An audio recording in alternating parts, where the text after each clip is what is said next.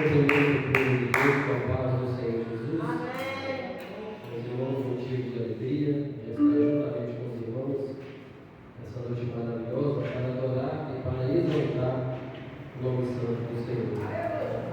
Desde já, meus irmãos, agradecer a todos que vieram. Os irmãos que trouxeram a Bíblia, abre comigo no livro de Gênesis. Gênesis capítulo 49. Gênesis 49. Vamos ler os irmãos a partir do versículo 1. Glória a Deus. Gênesis 49, versículo 1 em diante. Glória a Deus.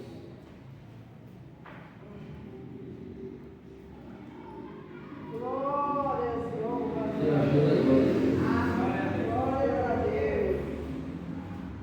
A epígrafe do texto é: Jacó abençoa seus filhos e morre. Depois chamou Jacó a seus filhos e disse: Ajuntai vós e anunciai vós ele o que há de acontecer nos derradeiros dias. Ajuntai vós e ouve, filhos de Jacó, e ouve a Israel vosso pai. Rubens, tu és meu primogênito, minha força, o princípio do meu vigor, mais excelente em alteza e mais excelente em poder. Inconstante com a água, não será o mais excelente, porque subiste ao leito de teu pai. Então o contaminaste e subiste à minha cama. Simeão e Levi são irmãos, a sua espada são instrumento de violência.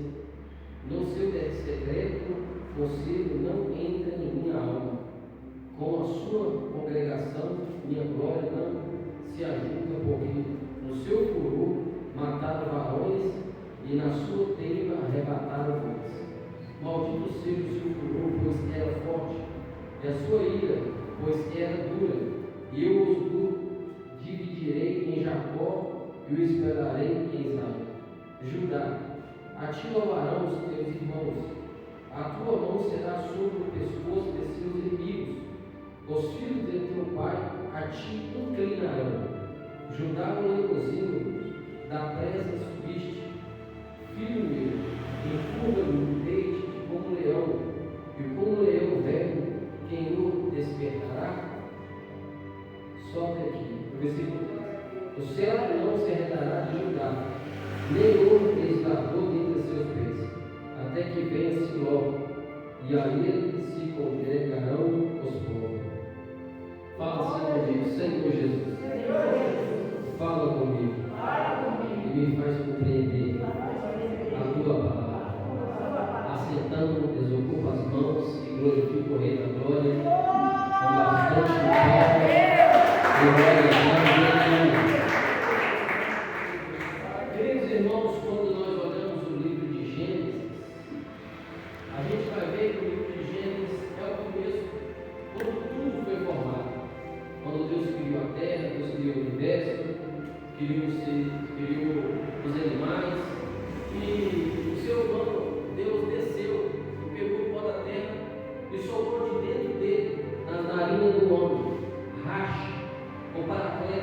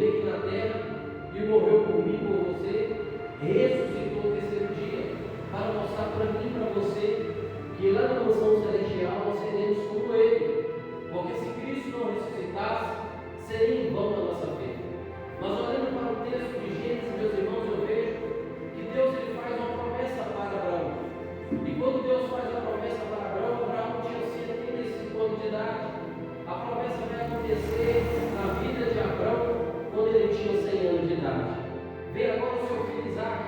E a Bíblia vai nos dizer, meus irmãos, que Isaac agora tem os seus 2 filhos. A história de Isaac é parecida com a história do seu pai. E agora tem Jacó. E Jacó, meus irmãos, ele tem os seus 12 filhos, que são as 12 tribos de Israel, que Deus falou lá atrás com Abraão, que o povo ia passar por uma austeridade, por uma tempestade, 400 anos lá no Egito. Mas a gente vai ver que os irmãos os filhos de Jacó, Naftali, Benjamim, Zebulon, Isacar, Judá, a gente vai ver os 12 filhos de Jacó. Se a gente for olhar na ótica humana, a bênção era redigida para José. Por quê? Porque José era o filho querido do seu pai. Então a bênção seria redigida para José. Mas a bênção não foi redigida para José. A bênção foi redigida para Judá. Se você for olhar o texto, Judá errou, ele falhou. Mas a Bíblia vai dizer, meus irmãos, na humildade, Deus exalta ele. E da tribo dele viria Jesus Cristo, o leão da tribo de Judá. Glória a Deus. Então, que Jacó ele vai abençoar os seus filhos. A bênção, meus irmãos, é redigida para Judá. E observa, meus irmãos, que Judá também, ele simboliza, figurativa falando, um leão. Qual que é o leão? Se você for olhar no Neotestamentário, você vai ver que Mateus, Marcos, Lucas e João, ele vai escrever para 4 tipos de povos. Mateus vai escrever para os judeus, apresentando Jesus como o Rei dos Reis, o leão da tribo de Judá. Agora, Marcos, por sua vez, ele vai escrever para os romanos, falando sobre aquele que veio para servir, não ser servido. Quem que tem o ciclo de servir? O olho. Então você vai ver, meus irmãos, que Lucas vai falar da humanidade de Jesus. Ele vai escrever para os gregos, falando do 100% homem e 100% Deus. João, por sua vez, ele vai escrever para os gentios, para o povo de toda a época. Ele vai falar sobre a deidade de Jesus, a majestade de Jesus, a águia na hora que ele está voando. Por isso, o crente, meus irmãos, ele tem o símbolo da águia, porque a Bíblia vai dizer, aqueles que esperam no Senhor renovarão suas forças, subirão com asa como águia, correrão e não se cansarão, caminharão e não se fatigarão. Então a gente vai ver, meus irmãos, que o símbolo da águia é o símbolo do cristão. O cristão ele tem que ter a visão de águia, contemplar a vitória antes mesmo da tempestade. Você observa a águia, agora que ela está com 70, 80 anos, ela sobe um penhasco bem alto, quebra os seus bicos, tira a sua pena e renova a sua força. Mas quando, meus irmãos, eu olho para a Bíblia em Apocalipse, eu vejo, meus irmãos, que quando João é arrebatado até o terceiro céu, João vê, meus irmãos, um querubim. E esse querubim, ele tinha 4 rostos, justamente rosto de leão, rosto de boi, rosto de águia no que está voando e rosto de leão. Justamente, meus irmãos, o ministério de Jesus, mostrando para mim e para você que Deus jamais vai desistir de cada um de nós. Porque se você olhar na ótica de Judá, depois que ele deu seu filho para Tamar, o seu filho morreu. Ele deu outro filho para Tamar, o seu filho também morreu. O terceiro filho não quis dar para Tamar, ele deu as vestes de viúva para Tamar. Veste de viúva, meus irmãos, era mais ou menos, vamos assim dizer, era uma humilhação naquela época. Então o que aquela jovem faz? Ela veste de viúva e vai para a casa do seu pai. Ela não tinha um filho. Judá não queria dar o seu filho mais novo para Tamar, porque ficou com medo também dele morrer.